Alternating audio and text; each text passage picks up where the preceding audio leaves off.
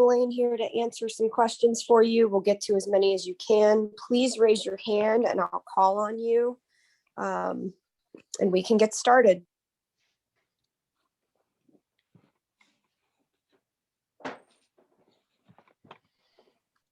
Mark Cabali, The Athletic. Hey, Robert, how you doing? How's it going, Mark? Pretty good, pretty good. My question, I guess, is where are you with your, comfortability with Devin Bush? Because I know you really haven't really played that much next to him. I mean, maybe not at all. So how do you get up to speed with him and what he likes to do? You know, we haven't played many in-game snaps together, but we've been working together for the past 2 years. I know and understand his style of communication and his play.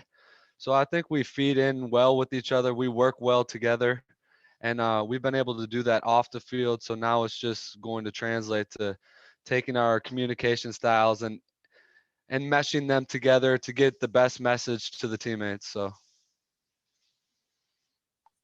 Tim Benz, Trib. Robert, I know that we've seen you primarily play in the defense, replacing Devin Bush, but if Devin comes back healthy and you're the starter where Vince used to be, I know we sort of have in our mind's eye, Vince is really good as a run stopper and a really good blitzer. Is that the function of the defense, the way these two linebackers usually work, or was that just highlighting Vince's strongest suits? Is there a way for the defense to be basically two of the same guys at that inside linebacker position? Yeah, you know, I think Coach Tomlin does a really great job of highlighting his players' strengths and trying to minimize the exposure to weakness from his certain players. So he likes guys doing certain things, and we'll have to see how that progresses throughout the offseason, into the training camp, into the regular season. But I'm looking forward to do whatever I need to do, whether that means blitzing more this season or not. I'm willing to do what I need to do to be on the field. So we'll see what happens there. Jeff Hawthorne, 93.7. Hey, Robert. Just wondering, along those lines, what maybe have we not seen from your game? Like, what are you kind of anxious to show in this role and this opportunity? Like Tim was just talking about, Vince was our blitzer last year, and I think I had 2 assigned blitzes throughout the whole season. So being able to show that I can pass rush at a high ability is something I look forward to bringing to my game, and not only bringing, but just showing the rest of the people that that's something that I excel in. I look forward to it. So we'll see how it goes coming up. Mike Prizzuta, WDVE. Hey, Robert, getting back to that, put players in position to play to their strengths thing you were talking about a minute ago. In the fourth quarter of that Cleveland playoff game, it was a 3rd down, and you got matched up with Landry. Is that something you can work on, or is that a matchup that you guys are probably going to lose when it comes? No, that's of course. That's a matchup that we've won throughout the season many times. The people want to look at one play and say that that's the reason that we lost, or that is a mismatch, and it's not. I had poor technique where I could have put my hands on a receiver and I didn't. And there's nothing more to it. It's not a crazy athleticism matchup. He doesn't have a mismatch on size. It's nothing there. It's a minus for me on that play, and I know I need to be better, but it's nothing that I can't get done on a week-to-week basis. So I'm looking forward to come back and showing that underneath coverage is one of my best abilities. And like Tomlin said, you gotta win when you're put in those positions. So I'm looking forward to come back and prove people that I can cover receivers all over the field. So Chris Carter, DK. Hey, Robert, you're coming after a season where, you're a few months out from when you intercepted Lamar Jackson. You had, a big hit on Derrick Henry. You played against big profile players. But now what are you looking at in this offseason that you've had time to review your film and say, hey, these are my biggest weaknesses? Because you like minus plays like that where you say, I made a mistake here, something that maybe you've seen a theme that you need to improve on this year. Yeah, I mean, I think there's always aspects to get better at, even things that you excel in. So, like Tomlin said in our postseason meeting, underneath coverage and hug blitzing were two of my best attributes as a player. So he said, instead of just focusing on maybe run game, getting better in the run game, he said, I want you to excel even stronger in your best abilities.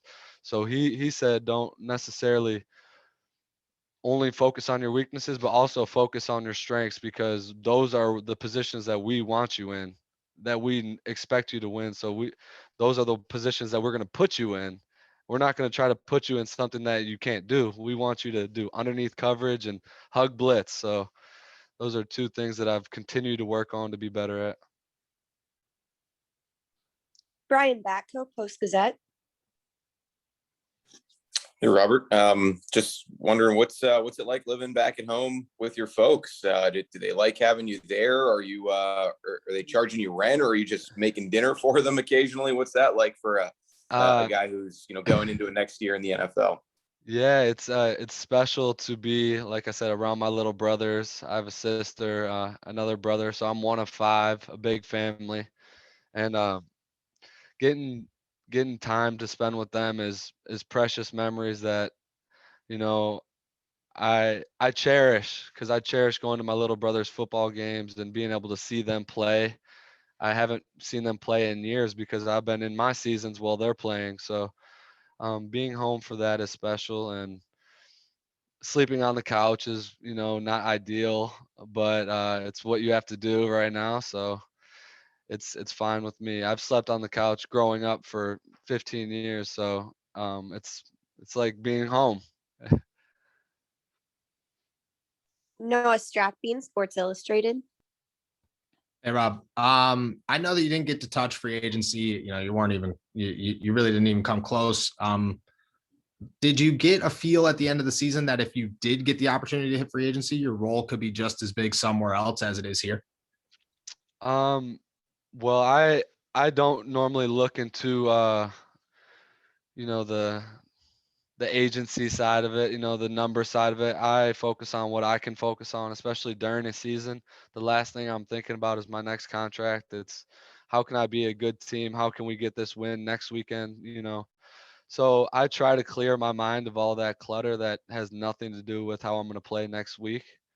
And I let my agent, focus on it. I didn't know my contract situation until after the season, and they told me you're an exclusive rights free agency. So as long as Pittsburgh wants to keep you, they can keep you on the minimum. So they told me they were going to do that, and it was 5 seconds in and out, and then started preparing for next season. So I didn't have much say in my free agency, and I'm glad to be back in Pittsburgh. That's all I can say about it, really. Will Graves, Associated Press. Rob, you're going to come back to a team that's going to be missing some guys that have been around for a while, important guys like Vince and Hilton and Bud and even Steven after a couple of years. I mean, how do you guys go about, not just from a player standpoint, but from a leadership standpoint, sort of trying to create a new environment without those dudes? Well, every year, especially in this business in the NFL, the turnover rate is so high, not just with players, but with coaches, front office organization members. The turnover rate in the NFL is so high. So, every year when you get back in that OTAs, that you're going to have a full new team of guys, not a full new team, but you're going to have new foundational pieces every year. And it's up to the coaches and the players to come together and figure it out. How can we best go about, like you said, we're going to be missing Bud Dupree, Vince, guys that have done amazing things in this defense for years. And now it's time for guys like me to step up. Alex Highsmith, Cam Sutton, guys that are expected to make plays next year, who maybe weren't having such a big role last year, but are going to be expected to be thrust into the spotlight this year.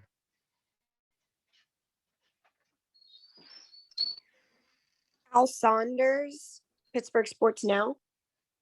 Yeah, just kind of following up on that very topic. I mean, if you think about where you were at this point a year ago, just coming off 1 year with the team, 2 years in the league, it's been a pretty pretty big journey for you in this last year. Like, can you just kind of talk about really how much your life and your career has changed based on the opportunities you got last season?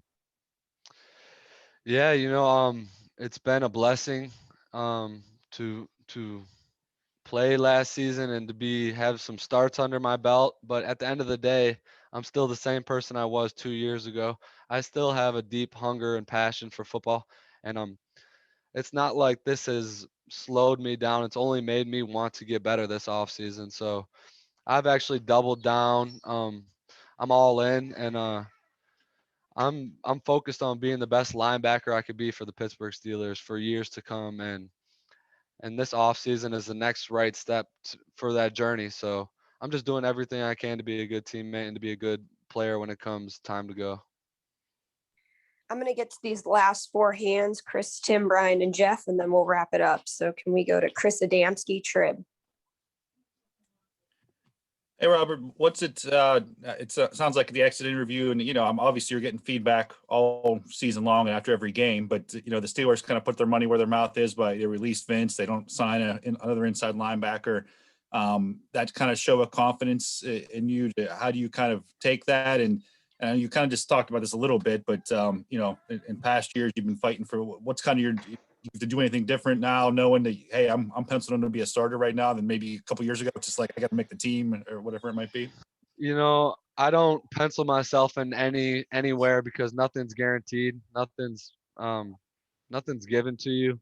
I know I'm gonna have to go in OTAs, spring camp, and earn everything that I have, and I don't expect anything to be given to me, and I don't want anything to be given to me. I expect to go out there and, like I said, earn it and go through the off-season program and show that I could be a better player than I was last year and show that I've gotten better. So that's my goal every year, and nothing's changed with that. I look forward to getting back with the group of guys and showing the improvements I've made this offseason and going from there. Follow up for Tim Benz, Trib.